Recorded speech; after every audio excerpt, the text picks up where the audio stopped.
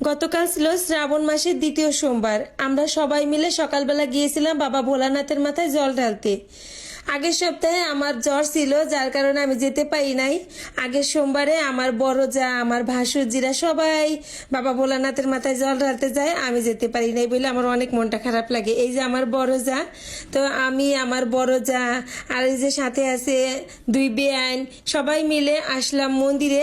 আর আমি হচ্ছে নদী থেকে স্নান করে তারপরে জল নেব। প্রত্যেক বছরই আমি এই শ্রাবণ মাসে বাবা ভোলানাথের মাথায় জল ঢালি, আর এইভাবে নদী থেকে স্নান করে তারপরে জল নিয়ে মন্দিরে যেয়ে বাবা ভোলানাথের মাথায় জল ঢালি। তো তিন বেআইনে মিলে নদীতে নেমে স্নান করলাম।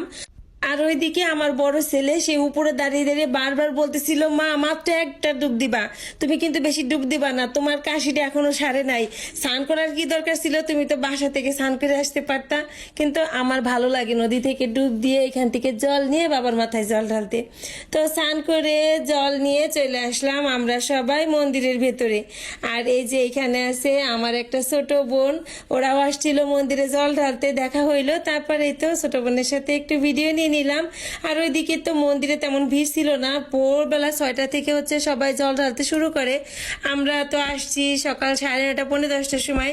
আমি অন্যান্যবার অনেক ভোরবেলা এসে জল ঢালি, কিন্তু এইবার আমার বড় যা বলছে যে না, সকালে যাব না, যাব হচ্ছে একটু বেলা হইলে।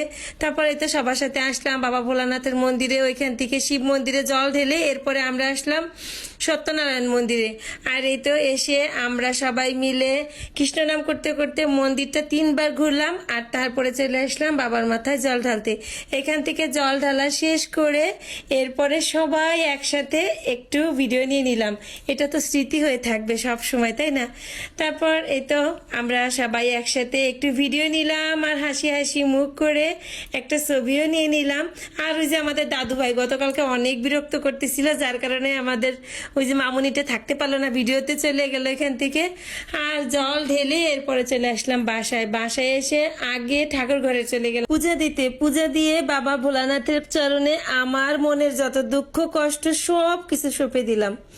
তারপর এই তো বারান্দায় এসে যখন আমি তুলসীর কাছে জল দিচ্ছিলাম, এর মধ্যে দেখি আমার একটা পার্সেল অর্ডার করা ছিল, সেই বৃষ্টির মধ্যে ওই ভাই চলে আসছে। তখন আমি কি করি, তাড়াতাড়ি করে আমার ছোট খোকাকে পাঠালাম যে যাও তুমি আমার পার্সেলটা নিয়ে আসো। যাইতে চাইতেছিল না বৃষ্টির মধ্যে, তারপরেও গেল, ওই যে সে পার্সেল নিচ্ছে। তো ওই তো পার্সেল নিয়ে আসতেছে, এর মধ্যে আমি একটু ভিডিও নিলাম। বলতেছিল আমাকে পাঠাইছে বৃষ্টির মধ্যে, আমার ভিডিও করতেছো। তারপর এই তো আজকের মতো ভিডিওটি এখানেই শেষ করছি। ভিডিওটি ভালো লাগলে অবশ্যই কিন্তু লাইক কমেন্ট শেয়ার করে পাশে থাকতে ভুলবেন না। দেখা হবে পরবর্তী